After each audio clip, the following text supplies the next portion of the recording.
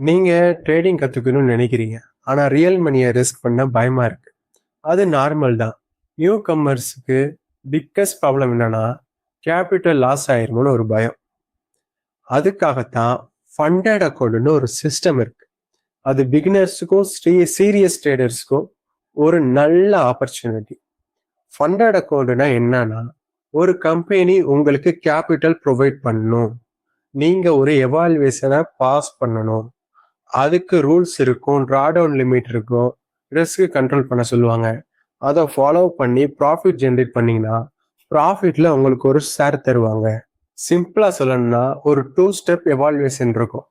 அதை rules follow பண்ணி நீங்க டார்கெட் ரீச் பண்ணணும். பாஸ் ஆனா ஃபண்டட் அக்கௌண்ட் உங்களுக்கு கிடைக்கும். அதுல இருந்து ரியல் பேயோட் ஜென்ரேட் பண்ணலாம். ஆனா இது ஈஸி மணி கிடையாது. டிசிப்ளின் இல்லைன்னா பாஸ் ஆகுறது ரொம்ப கஷ்டம். ப்ராப்பர் கைடன்ஸ் இருந்தாதான் கன்சிஸ்டன்சி ரிசல்ட் வரும்.